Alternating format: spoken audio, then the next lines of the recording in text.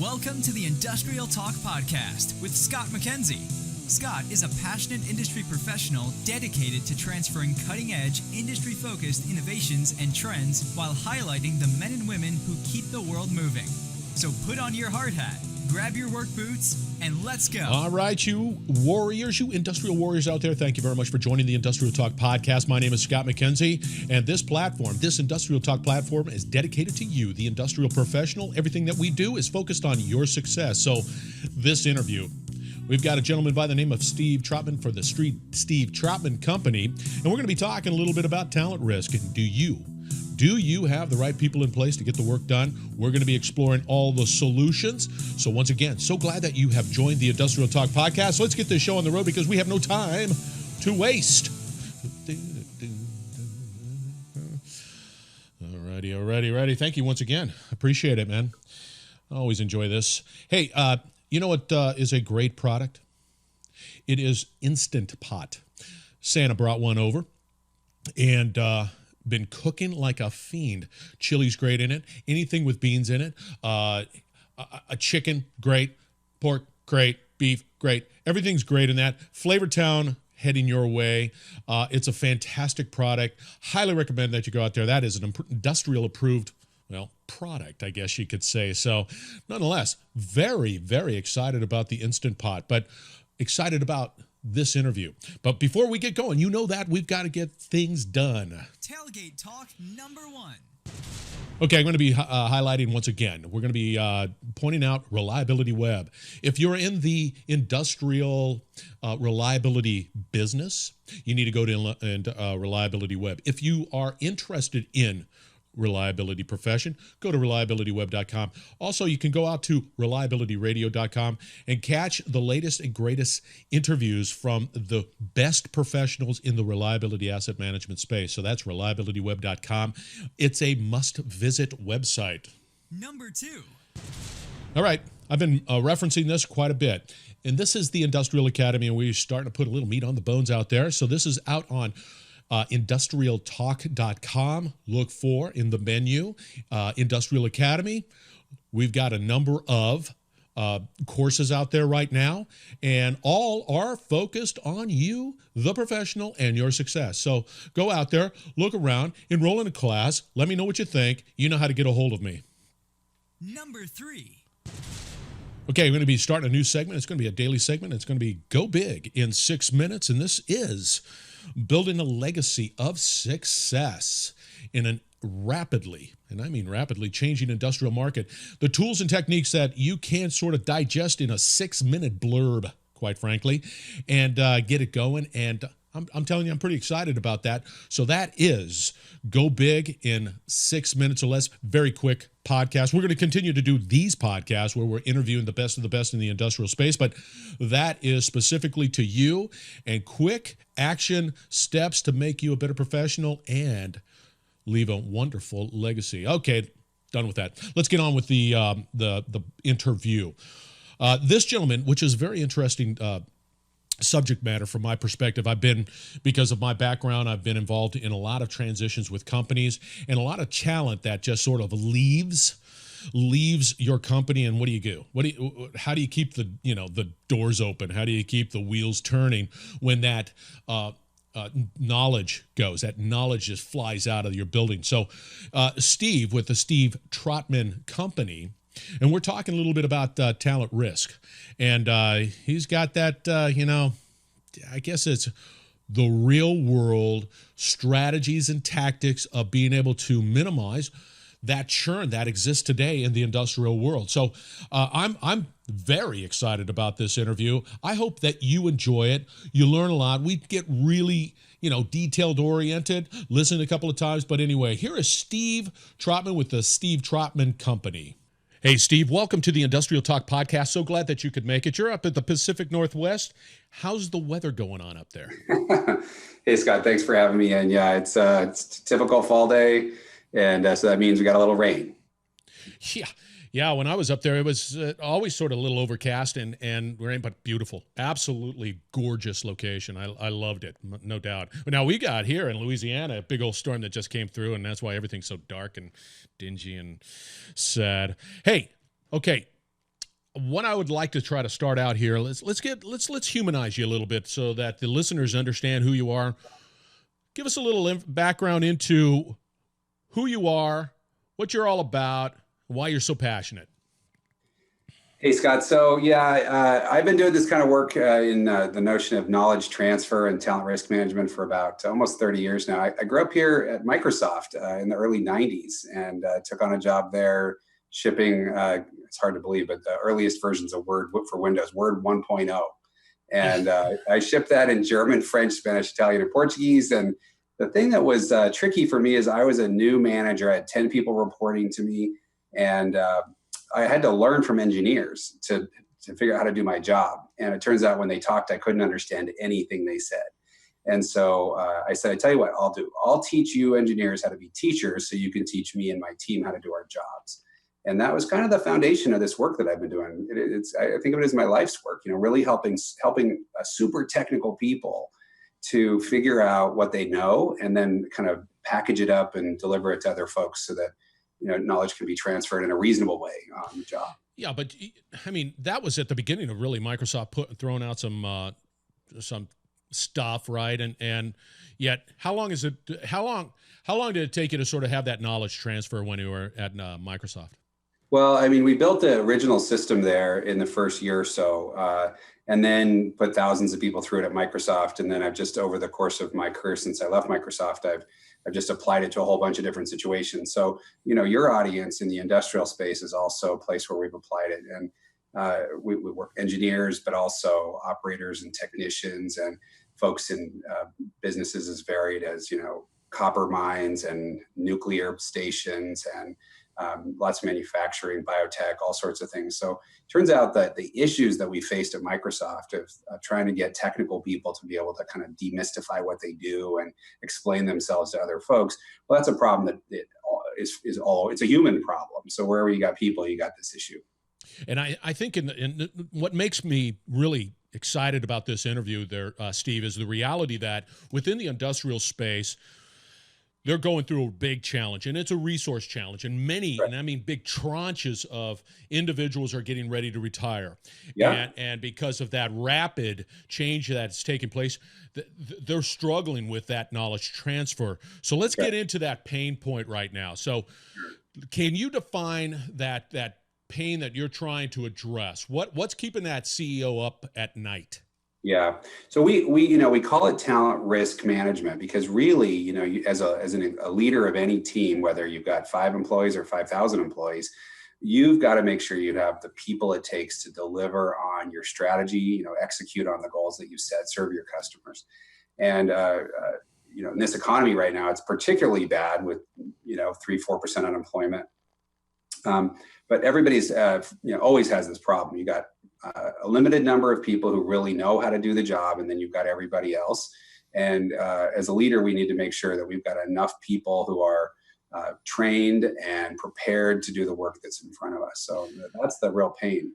Sometimes that involves, over-reliance on a few key individuals.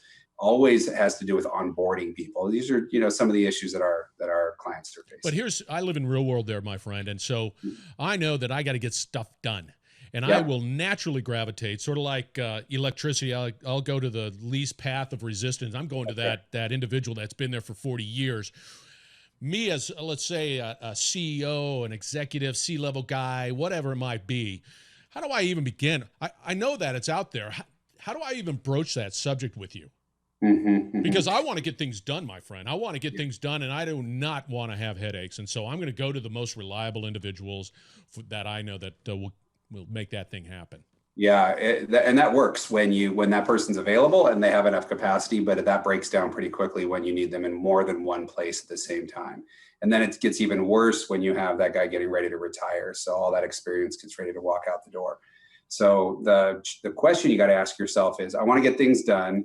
Am I getting the right things done by the right people? Am I pushing the work down into the hands of the person who has greatest capacity to do it versus just the person who has the most experience doing it?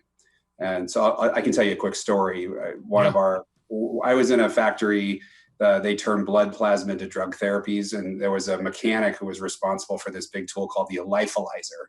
And it was a room-sized piece of equipment. And there was exactly one guy who knew how to change the gasket on the lyophilizer. And when they change the gasket, they have to shut down production until the gasket is replaced. So, money, baby. Yeah, on a 3-shift site, that's obviously a really big deal. So the manager, I'm standing next to the manager, and the manager says, "Hey Joe, can you take the new kid? They just hired their first technician in 5 years. Can you take the new kid out and can you put him in your pocket and let him follow you around?" And Joe's like, "I'm too busy. I got too many things going on. I got to take care of the gasket on the lyophilizer." And so part of what an executive can do, Scott, to answer your question, is they can demystify, deconstruct what it is they're asking for. So instead of saying, "Can you put the kid in your pocket to onboard him?" How about if we say, "Can you teach him how to change the gasket on the lyophilizer?" And then give him a way to actually explain it. And so the way we talk about that is we'll give that the new hire 5 questions they have to answer that proves that they've learned how to change that gasket. And so Joe's job isn't just to let the kid shadow him the way we often do. Joe's job is to make sure the kid can answer those 5 questions.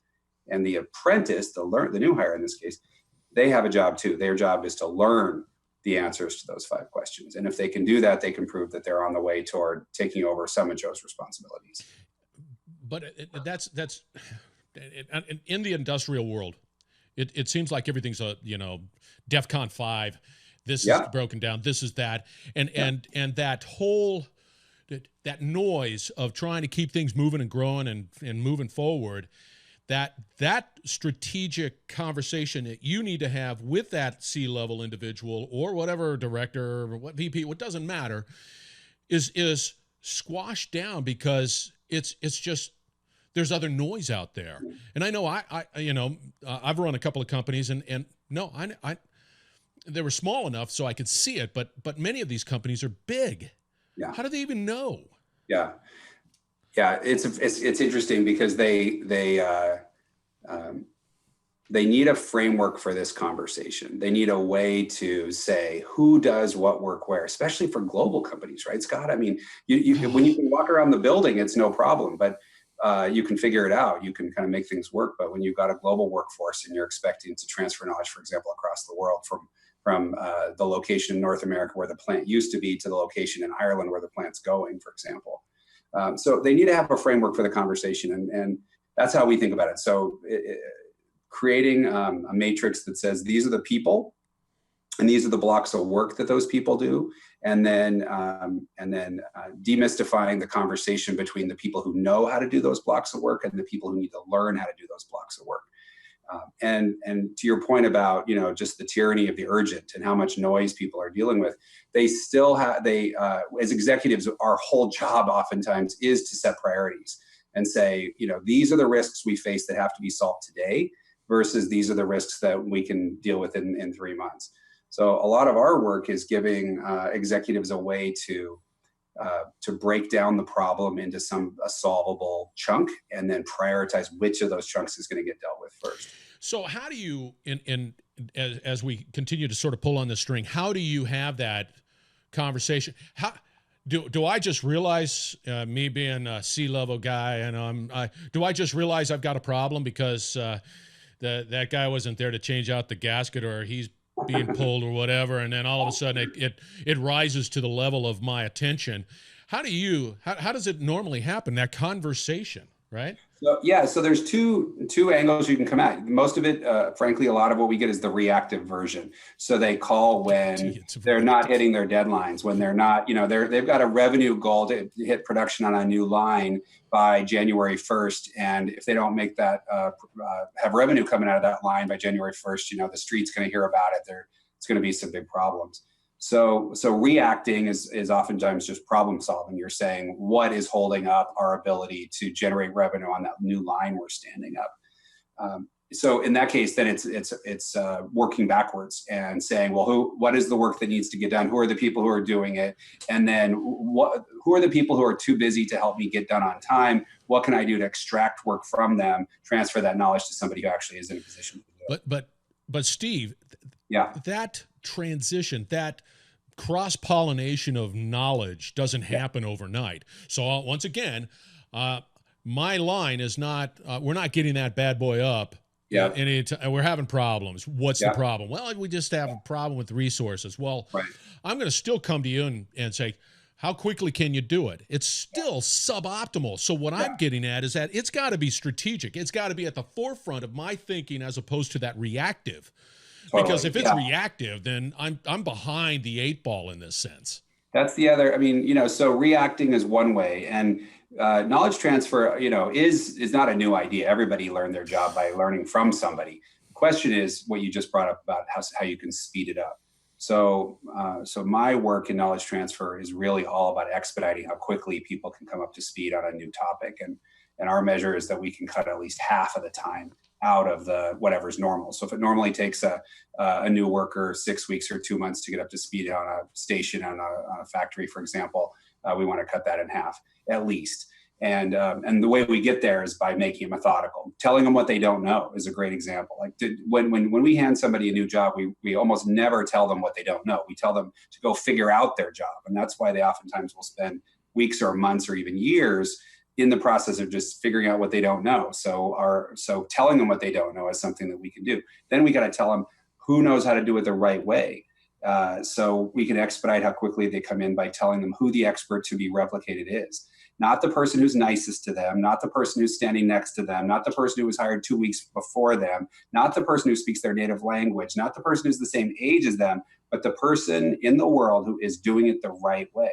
So if we give them what they don't know and we tell them who to learn from, and then we tell them how to measure what they've learned, then we can, expedite how quickly they can actually get to the finish line, because we haven't made them do all that work on their own.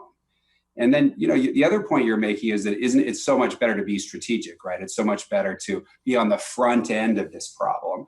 And so that's the other way. You can be reactive or you can be strategic. And my preference, of course, is to be able to be strategic. So we often sit with clients. We're finishing a project right now in the industrial space. They had bought the building, and they had hired half of the workforce when they invited us to help.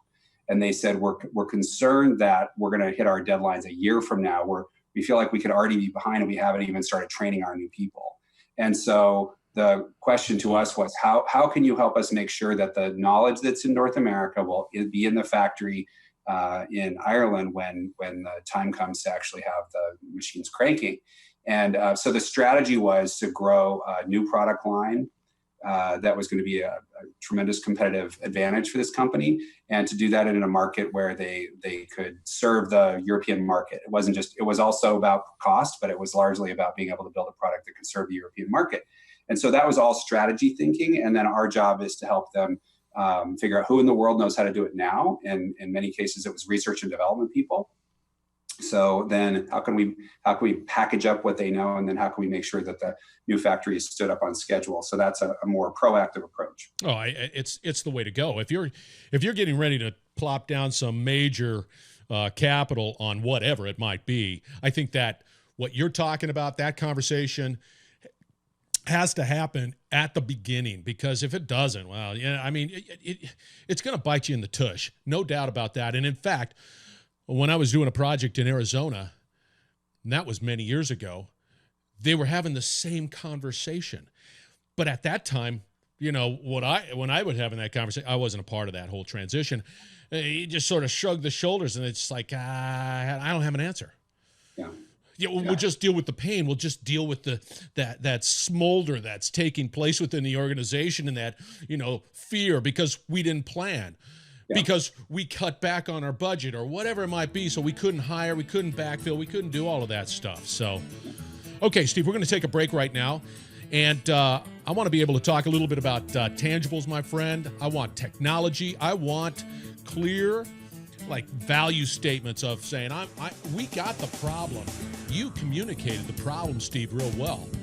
Now let's start solving. Let's get on that other side of that equation and start solving and help the listeners out, because I guarantee you, in this industrial world, they're smoldering. They're trying to figure it out, and there's tremendous churn within that organization. And it's not just because they're retiring.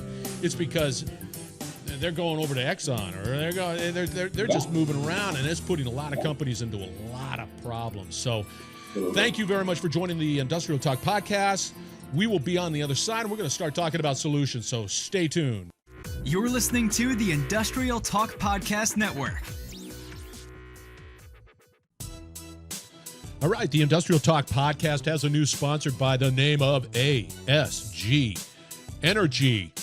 Now, this company helps private companies as well as public organizations of all sizes reduce energy costs through the use of commercial LED lighting technology and electrical services. Now, you know me.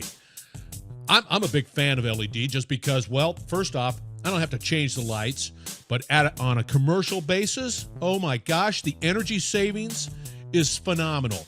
The reduction in maintenance costs, phenomenal. Return on investment, quick, it's incredible.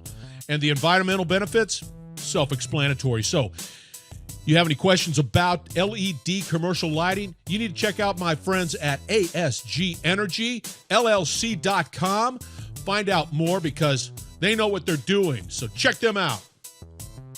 All right, welcome back to the Industrial Talk podcast. We're talking challenges with your workforce. How do you optimize it? How do you identify those challenges? We understand the pain here in the industrial space. There's a lot of churn. There's a lot of movement. There's a lot of things happening. And quite frankly, there's a risk component, not just from how do I do my business, but a safety risk too as well, because that person did this, dug that ditch, and it knew how to do it well and safely. So there's a lot of moving parts in this. So let's, before I forget, because there's just one question I want to ask. You were with Microsoft. Yeah. You were ingrained in Microsoft, and then all of a sudden you said, I want to be an entrepreneur. Tell me about that thought process real quick. Well, the truth is, Scott, I'm unemployable. I really am not. I don't do well with authority, and so I needed to run my own show. Yeah, I just needed to run my own show, and so it worked out better. And my first client for 5 years after I started my business was Microsoft. So we got along very well, but I needed to have my own thing so I could chase the ideas that I wanted to chase. And I'm always fascinated by that decision, especially when it comes from a big company, because many of the people in the big company, and you're at the zenith with Microsoft. It's in comparison to, let's say, in the industrial, it's an Exxon Mobil, it's Shell, whatever. You're at the top, and it doesn't get any higher than that. So you were with. It just fascinates me by somebody saying, okay, I'm going to go out on my own. Okay, so what we're talking about now, we understand the pain, Steve. We understand the challenges, and in the industrial world, I'm guarantee you, man, that pain is nasty, and it keeps people awake at night. Let's start solving. Let's start giving us about how many points that we can identify, communicate. I'm sitting here. I take the hat of the VP, whatever. Let's go. What do I need to do first? Yeah, we think of it in 3 steps. So if the headline for the whole thing is, managing your talent risk, the first big bullet is you got to assess the risk. You got to have a framework for doing that, and I can talk you through how we think about that. Yeah, so step 1 is an assessment of the risk. And then step 2 is you got to get aligned on the risk with all the other powers that be. And you mentioned earlier, Scott, about how busy people are and all the noise that's around. So part of alignment is just prioritizing the risk that you're going to actually mitigate. Certainly can't fix everything. And then the third step after assess and align is mitigate. So you need to take steps to reduce your risk. And the risk I'm talking about is, we talk about it in terms of talent risk, but it's really risk of delivery. Risk of delivering on your strategy, on your KPIs, risk of delivering on your safety numbers, risk of delivering on your production, your outputs. Whatever your deliverable is, it's reducing the risk that you're going to fail. So we got 3 things here: assess the risk, align the risk, mitigate risk of delivery. Yep. You got it? Good. Yep. You're on track. Okay. Let's start with 1, assessing the risk. First off, what's sort of the general, not to say that I want to take anything away from your secret sauce by any means, but just in general, how do you assess that risk? How do you know that Karen is far more important than Steve over here? Yeah, yeah. Well, I mean, that happens all the time where they'll say his name. We've got this employee. His name is Joe. We don't really know what he does, but we're pretty sure if he stops, we're all going to die, right? I mean, everybody's got a handful of Joes, and we certainly want to think about them. Those folks with unique knowledge, the ones who are needed everywhere, who you worry about losing. But we like to think about it more holistically than that. And so that conversation about Joe, where do you have that? Where do you go at the executive level and say, hey, Joe's a big, I go to Joe all the time. Is that where you have it first? No, actually, that's a great question. One of the ways in which we think differently is that we start our talent risk assessment at the front line where the work gets done. And so we talk to Joe's manager and Joe's teammates. Generally, we might even talk to Joe, but generally it's Joe's manager and one or two key lieutenants for that manager. So let's say you're a shift boss and you've got 3 teams that are working, and each one of them has a team lead. We would work with that shift boss and the team leads to create what we call a knowledge silo matrix, which is just a framework for this conversation. And so if you picture a basic grid, you can get one of these on stevetrautman.com. They're up there for download in Excel if you want to mess around with one of these on your own. That's really kind of you. That's in. Go get it. It's fine. Yeah. Can I attach it to my show notes with you? You can attach the website to that, and then they can download it themselves. Absolutely. Absolutely. But Good. Yeah, happy to have you do that. So the basic grid you can picture in your head, it's just think of a grid with names of people on the left-hand column. And those people are all the folks you're thinking about, both Joe and all of his coworkers. Because even though we point at Joe and we say he's the guy we're really worried about, he operates in an ecosystem of people who are actually collectively getting the work done. And so we want to think about who's already good enough to do Joe's work, and then there are people who ought to be as good as or able to do some of Joe's work. So you link mini Joe to Joe, right? You'll say, hey, Joe's real important, been around forever. Let's link some mini Joes to Joe. That's exactly right. Who can learn from Joe? Who could take over some of Joe's work? One of the things we see when we analyze the risk is how often somebody like Joe, who is so incredibly valuable, he's doing work that anybody else, I was going to say any idiot, but that's not what I mean. So anybody else on the team could do, but he's never thought about what he does every day. He just gets up and just powers in whatever's in front of him, he does it. So a lot of the assessment is figuring out how much of Joe's job should he stop doing this minute. Things that are somebody else could take on. And then we also look. Joe doesn't like that. Well, the thing is that a lot of leaders, especially leaders at your level, they do worry about that. They worry that Joe's not going to like this change. But But when we sit with Joe and we say, look, Joe, we've broken your work down into 21 areas of expertise or 21 knowledge silos, and that's what we call them as knowledge silos. Mm-hmm. So there's 21 of these knowledge silos that you work in, and it seems like you're spending, you're just stretched so thin. Everybody's calling you all the time on everything, and everybody thinks Joe loves that because he loves, knowledge is power, and he's got all that figured out. But when you hand Joe that list of 21 things and you say, Joe, which ones of these are interesting to you? Now, that's a different question. You're absolutely right. That's right? And which ones of these bore you to tears, right? And which one of these should be done by somebody else? He can help you to break off the work that doesn't need to be done by him. And sometimes Joe's not that self-aware and can't help you with that, but his peers know, and his boss knows. And so this is a framework for the conversation. The matrix allows them to say, okay, Joe's really important to us. He's working in 21 silos. The company needs him in 6 of those silos. Who are the mini Joes, as you call them? We call them the apprentices. Who are the people who could learn and take away some of those silos? Then we go for the low-hanging fruit, the stuff that is a perfect combination of Joe doesn't want to do it anymore. Lots of other people would like to do it. We have some volume issues. And oftentimes Joe's doing it the wrong way. He's got the old habits that we're trying to get rid of. And so if we find, let's say, 4 or 5 of those 21 silos and we pass them off to somebody else, now Joe's a little bit less stressed. He's a little more available. And we can have him start to think about some of the more important work that's in front of him. So, yeah, but I know Joe likes to ride in on that white horse and solve problems too. Certainly, that perception is very prevalent. Everybody talks like that. But when you sit with Joe and you ask him, hey, Joe, did you know everybody thinks you like to ride it on a white horse? Right? When you It's talk to them as a true. person, It is true. and he goes, "Are you kidding me? I'm exhausted. I've been trying to retire for 4 years, but I can't get out of this place." So what we have to do is not presume anything. Let's just test our assumptions. That's right. Something about that. Yeah. So, okay. So now that you've assessed the risk, you've talked to Joe, you've identified mini Joes, and now you're trying to align that on risk. And now I can imagine the conversation. And when I hear you say align, I'm going to start talking to other big thinkers within the company and saying, okay, this is where we're going. This is how we're going to shift things around. And Joe's going to only be doing these 6 things when he's been doing 20 things. Me, if it impacts me, I'm going to have a conversation with you. So how do you align that out? So again, think of it as a framework for the conversation. So if you use that matrix to help figure out what you're going to do with Joe or what you recommend doing with Joe, then you need to present that to other people, the other stakeholders, if you will. So it's Joe's peers, it's Joe's boss, and it can go all the way up to the executive team. And in fact, I'll be giving a speech here next month in Texas to the board, National Association of Corporate Directors. Board members care about the strategy and whether it's going to get executed.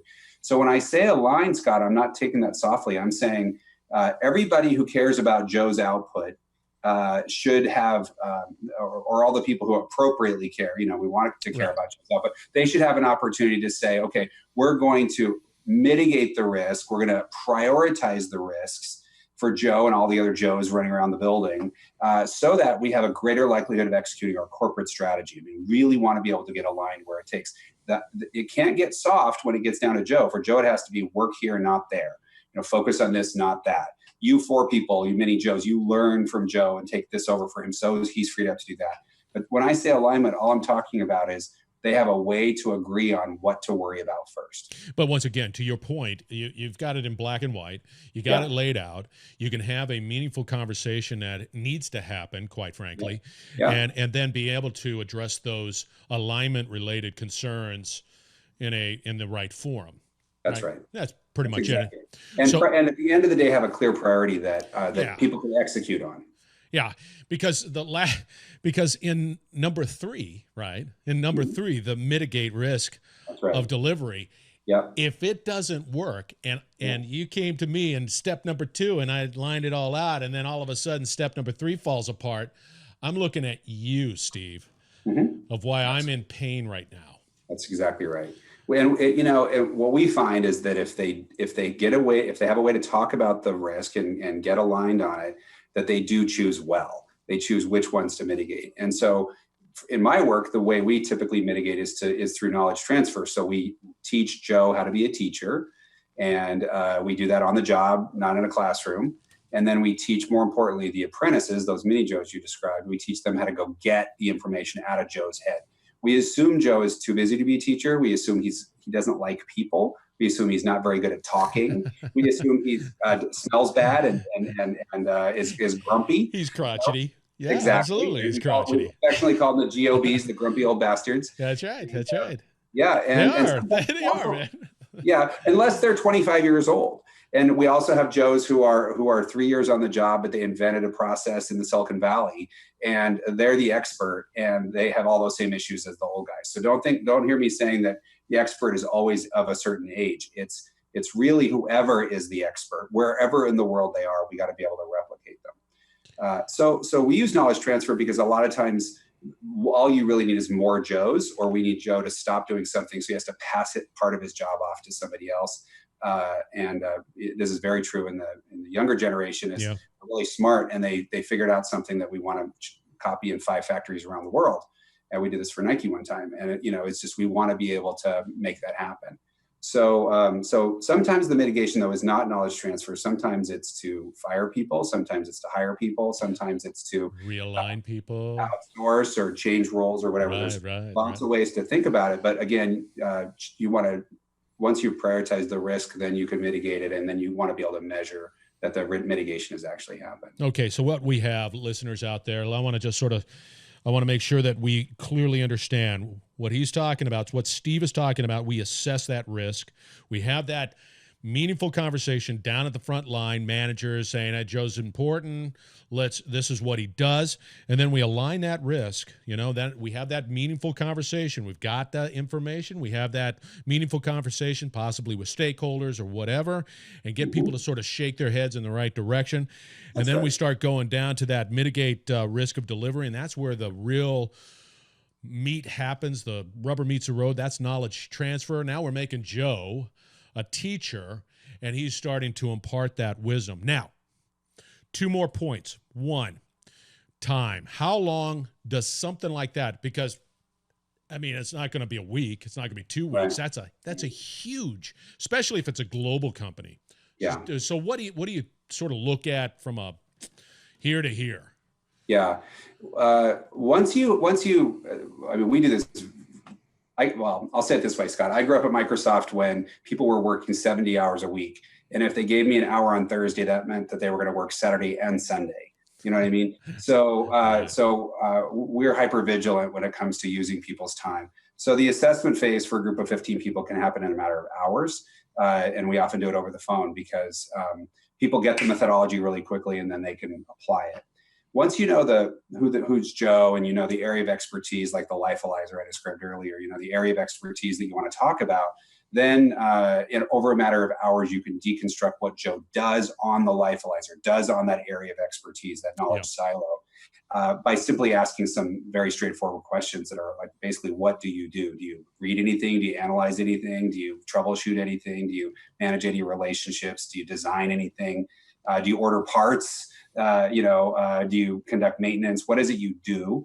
They don't know what they do until you ask them, but once you ask them, they can tell you what they do.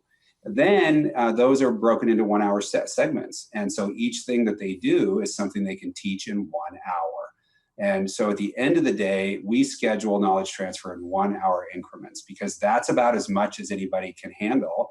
And because people are very busy, that hour might be while they're driving from one site to another, or it might be on the tailgate when they're waiting at the end of their shift, waiting for their paycheck.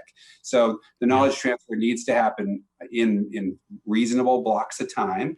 1 hour is what we shoot for. Then you could also schedule that. So Joe can say, I'll give you 1 hour today, or I'll give you 4 hours this week.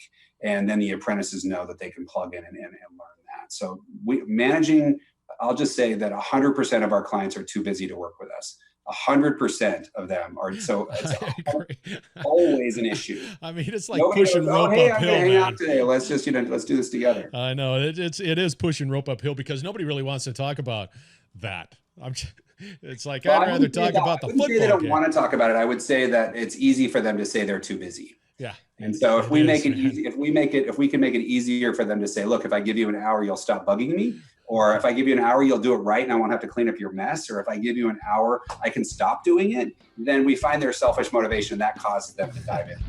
That's very good. Well, we're going to have to take a break, but I want to talk a little bit about millennials, young workforce, and then you're talking about a cultural change here. Although maybe the time is and how you can have this conversation and go through the 3 steps. Yeah. There is a sustained necessity for something to make it successful. So there's a cultural issue. So hang tight. Sure. I appreciate that. Thank you very much for listening to the Industrial Talk podcast. We will be right back. Hey, once again, this is Scott McKenzie with Industrial Talk. If you like what you're listening to, please feel free to sign up for the free podcast as well as the blogs. I'll try to keep it all relevant to your business and hopefully be able to provide some insight into what we do at Industrial Talk and what you do as a professional. Hope to see you soon. Thank you. All right, welcome back to the Industrial Talk podcast. This is our last segment. There is so much, Steve, to cover, and we're going to run out of time. But I want to just do a rapid fire on a couple of things. 1, technology, because Joe, as we referred to, and then, mini Joes. Anyway, both, right? Is there a conversation to have about, can we shift some of this responsibility over to technology? No. Oh, you got to.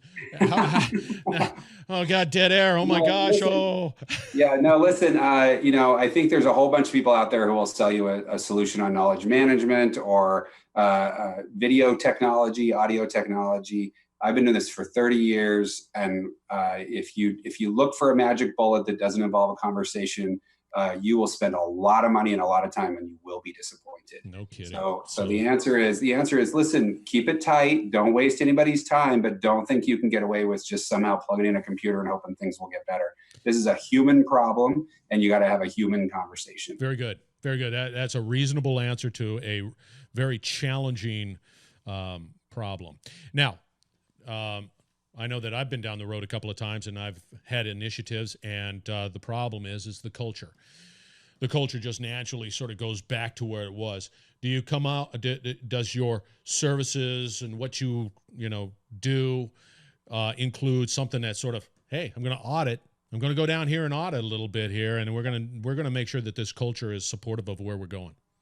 Yeah, everybody should want to pilot a solution like this to make sure it's going to work for them. And so, with their culture, with their issues, their business issues, their environment, everybody does see themselves as unique. Every client we work with sees themselves as unique.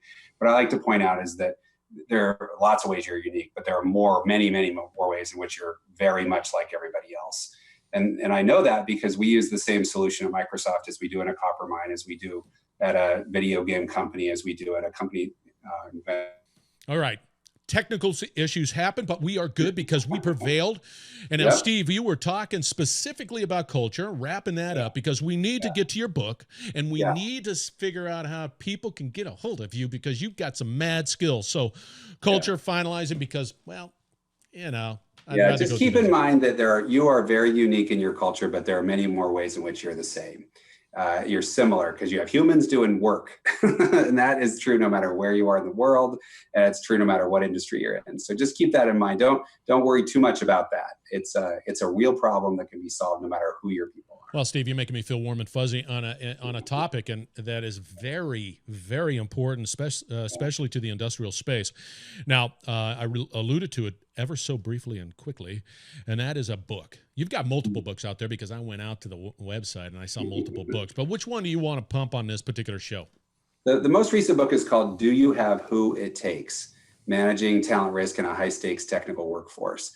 And so it's the current thinking. You write a book, Scott, just to try to organize your thoughts and put them down on paper. And I think if people are looking for a piece, that's a place to go. Oh, very good. So they can get that out on your stevetrautman.com/book. And then along with all the other books that you got, because like I said, you've got mad skills. And now, how do they get a hold of you? You're out there on LinkedIn, right?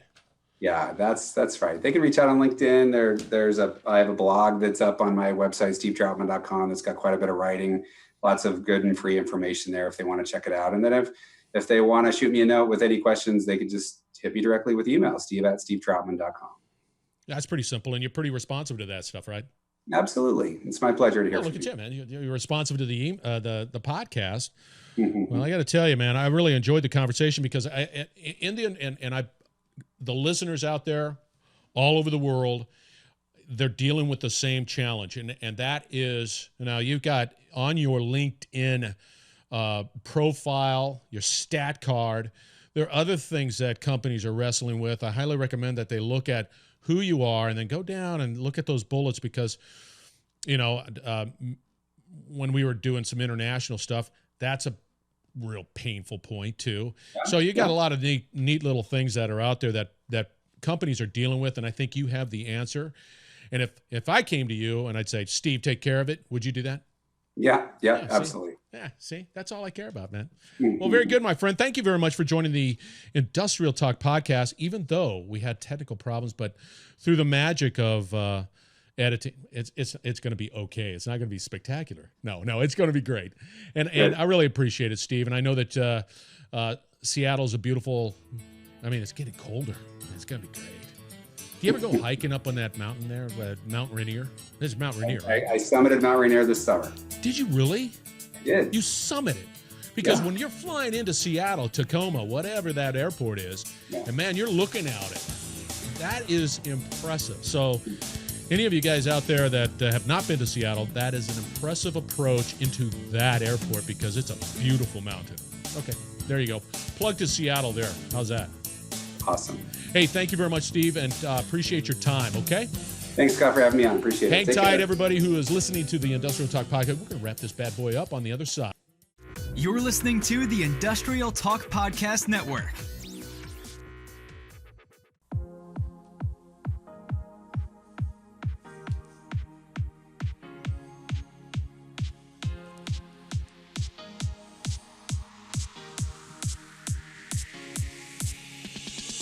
All right, that was Steve Trautman. He is with Steve Trautman Company. He was fantastic, man. I'm telling you, he's got some really mad skills. And he is addressing a challenge that we are dealing with on a daily basis in the industrial space with that churn. So I highly recommend that you go out to and get a hold of him and contact him and do whatever you need to do with that gentleman, because he's going to set you straight, because he's a man that is dedicated to success. So he's got all his social platforms, as alluded to in the closing segments. Thank you. Thank you very much once again from the bottom of my heart for joining the Industrial Talk Podcast. You can get a hold of me on Facebook, LinkedIn. We've got a YouTube channel. We've got a Twitter location too. We've got programs that are specially designed for your success. We've got the Industrial Academy, and we're just trying to do everything we can for this platform so that you can be successful. So once again, thank you very much for joining the Industrial Talk Podcast. I am ready to check out of here, and I will talk to you again. And remember, go big. Go big. Do not play it safe. Go big in this 2019, and we're going to come up with great programs.